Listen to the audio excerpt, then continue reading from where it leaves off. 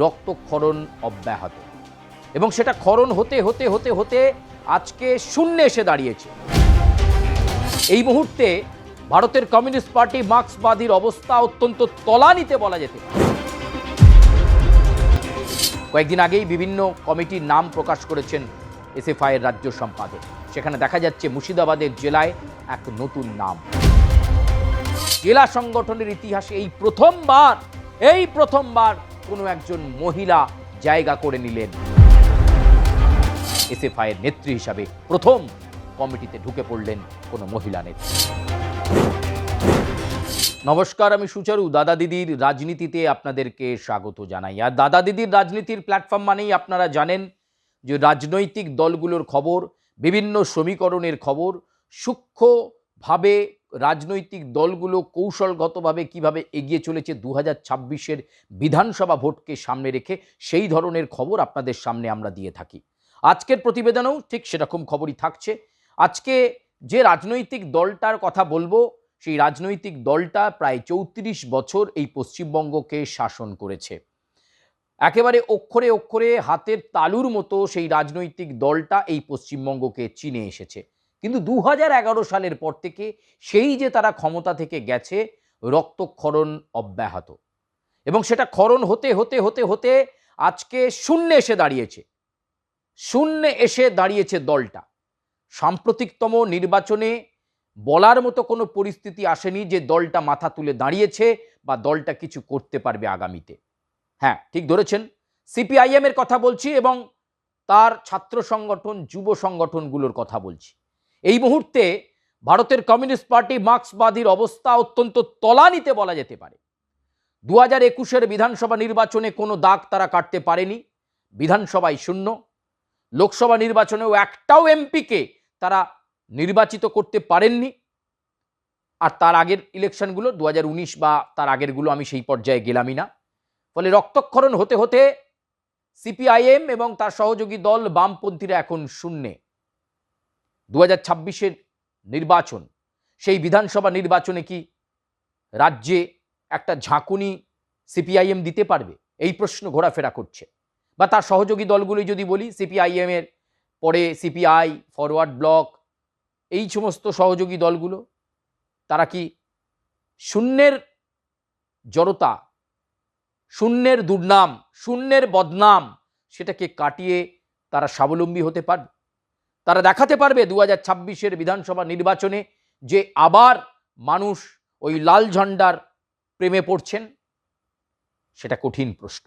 কিন্তু এই মুহূর্তে সিপিএম এর ছাত্র সংগঠন স্টুডেন্ট ফেডারেশন অফ ইন্ডিয়া, তারা চেষ্টা করছে একটু একটু করে যদি ঘুরে দাঁড়ানো যায়। আর সেই ঘুরে দাঁড়ানোর জন্য ছাত্র শক্তি সেটা সবচেয়ে গুরুত্বপূর্ণ, সেটা সিপিএম এর ছাত্র সংগঠন বুঝতে পেরেছে। আর তাই আস্তে আস্তে জেলা সংগঠনগুলোতে দেখা যাচ্ছে নতুন মুখের সমাহার। যে নতুন মুখ আগামী দিনে এসএফআই থেকে সিপিআইএম এ অর্থাৎ কমিউনিস্ট পার্টি অফ মার্ক্সবাদীতে রূপান্তরিত হয়ে আগামী লিডার হয়ে হয়তো নতুন কিছুর স্বপ্ন দেখাবে, এমনটাই মনে করছে এসএফআই। কয়েকদিন আগেই বিভিন্ন কমিটির নাম প্রকাশ করেছেন এসএফআই এর রাজ্য সম্পাদক। সেখানে দেখা যাচ্ছে মুর্শিদাবাদের জেলায় এক নতুন নাম। শুধু নতুন নাম নয়, মুর্শিদাবাদের এসএফআই এর জেলা সংগঠনের ইতিহাসে এই প্রথমবার কোনো একজন মহিলা জায়গা করে নিলেন। রাজনৈতিক বিশ্লেষকরা অনেকে বলতে শুরু করেছেন সিপিএম এর একজন মীনাক্ষী মুখোপাধ্যায় রয়েছে, এ আরেক মীনাক্ষী যিনি মুর্শিদাবাদের রাজনীতিতে আগামী নেত্রী, বামপন্থী আন্দোলনকে আগামী পর্যায়ে নিয়ে যাবেন তিনি, এমন বিশ্বাস এখন থেকেই এই ছাত্রী নেত্রীর ওপর করছেন অনেকে। আমি বলছি অদিতি নন্দীর কথা। না কোনো জনপ্রিয় কোনো বড় নাম নয়, তিনি কোনো বড় নেতার কন্যাও নয়। নিছকই ছাত্র সংগঠন করতে করতে অদিতির উঠে আসা এবং জেলা কমিটিতে জায়গা করে নেওয়া। মুর্শিদাবাদের রাজনীতিতে অদিতি নন্দী এখন একটা জনপ্রিয় নাম। অনেকে মনে করছেন মীনাক্ষীর হাত শক্ত করতে এবার মুর্শিদাবাদ থেকে উত্থান অদিতির। অনেকে তো আবার বলছেন 2026-এর বিধানসভা নির্বাচনে হুমায়ুন কবিরের বিপরীতে অদিতি নন্দীকে দাঁড় করিয়ে দিলে তিনি বুঝিয়ে দেবেন বরাবরই ধর্মনিরপেক্ষতার কথা বামপন্থীরা বলে আসেন। অদিতির চোখেও সেই স্বপ্নকে কি বাস্তবায়ন করতে পারবেন অদিতি নন্দী? বর্তমানে রাজনীতির আবহে বাস্তবায়ন বলতে ইভিএমে প্রতিফলন, লাল ঝান্ডার পতাকাটা যেটা আর দেখা যাচ্ছে না, অদিতি নন্দী কি সেই পতাকাকে সামনে এনে উঁচিয়ে ধরতে পারবেন? মুর্শিদাবাদের রাজনীতিতে আবার কি প্রাসঙ্গিক করতে পারবেন সিপিআইএমকে? এখন থেকেই প্রশ্ন উঠেছে। যদিও অনেক রেজিমেন্টারি দল, কমিউনিস্ট পার্টি অফ ইন্ডিয়া, জেলা কমিটি, তার তলায় এরিয়া কমিটি, তার উপর রাজ্য কমিটি, রাজ্য সম্পাদক মণ্ডলী, অনেক ব্যাপার, অনেক কাঠখড় পুড়িয়ে প্রার্থীপদ পাওয়া যায়। তবে বারবার যে দলে প্রশ্ন উঠেছে বৃদ্ধতন্ত্রের অবসান কবে, সেই দলে এখনো বৃদ্ধরাই সব। এখনো বিমান বসু, এখনো মোহাম্মদ সেলিম, এখনো বহু পুরনো নেতার উপরই ভর করতে হয় সিপিআইএমকে। ফলে সেখানে শাসক দল তৃণমূল কংগ্রেসের সঙ্গে এবং বিরোধী রাজনৈতিক দল ভারতীয় জনতা পার্টির সঙ্গে লড়াই কঠিন হবে, আরও কঠিন হবে 2026-এর বিধানসভা নির্বাচনে বামপন্থীদের। অদিতি নন্দী কি সেই কাজটা করতে পারবেন? অন্তত একটা আসন সিপিআইএম এ রাজ্যে এবার পেলে, অন্তত সেই আসন যদি মুর্শিদাবাদ থেকে হয়, তাহলে শূন্যতা কাটবে সিপিআইএম এর।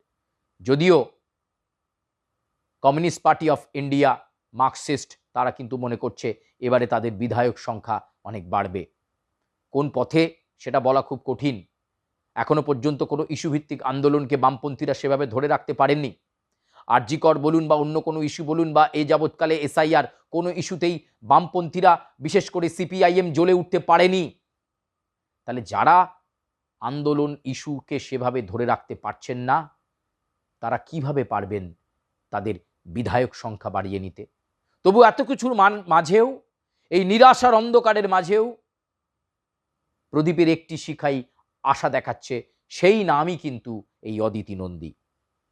এই প্রথম এসএফআইয়ের কমিটিতে জায়গা করে নিলেন অদিতি, এবং মুর্শিদাবাদের রাজনীতিতে অনেকে বলতে শুরু করেছেন এই নব প্রজন্মকে সামনে এনে নির্বাচনে প্রতিদ্বন্দ্বিতা করালে, তারা নির্বাচনে জিতলে একটা চিত্তাকর্ষক লড়াই হবে, অন্তত লড়াইয়ের মতো লড়াই হবে।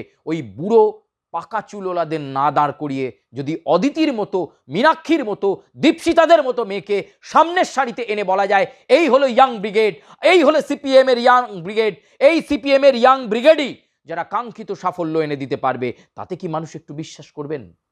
একবার তো এই এক্সপেরিমেন্ট করে দেখাই যেতে পারে। সময়ের দাবিকে মেনে অন্তত সিপিআইএম যদি এই কাজটা করতে পারে, অদিতি নন্দী, মীনাক্ষী, দীপশিতা, এদের মতো নেত্রীকে যদি সামনে এনে এবারে নির্বাচনটাকে শুধু নবপ্রজন্মের ওপর যদি সিপিআইএম রাখতে পারে, তাহলে কি বিধায়ক সংখ্যা বাড়তে পারে? কি বলছেন আপনারা? না, আমরা কিছু বলবো না, আমরা শুধু রাজনৈতিক সমীকরণ, রাজনৈতিক জল্পনাকে আপনাদের সামনে তুলে ধরব। আপনারা কি মনে করেন মুর্শিদাবাদে এই এসএফআইয়ের নেত্রী অদিতি আগামী নির্বাচনে প্রার্থীর মুখ হতে পারে সিপিআইএম এর পক্ষ থেকে?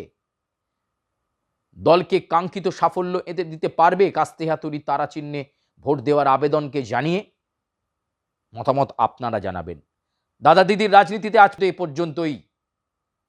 আপনাদের সঙ্গে আবার কোনো বিশেষ প্রতিবেদন নিয়ে দেখা হচ্ছে, তবে অবশ্যই মন্তব্য করবেন আপনারা কি ধরনের খবর আমাদের কাছে শুনতে চান, কোন খবরটা শুনতে চান। আমরা চেষ্টা করব আপনাদের কাছে সেই চর্চিত খবর পৌঁছে দেওয়ার মতো। যেমন মুর্শিদাবাদের রাজনীতিতে আজকে চর্চিত হয়ে গেছে অদিতি নন্দী, এসএফআইয়ের নেত্রী হিসাবে প্রথম কমিটিতে ঢুকে পড়লেন কোনো মহিলা নেত্রী। প্রিয় দর্শক বন্ধু, আজকের মতো এ পর্যন্তই।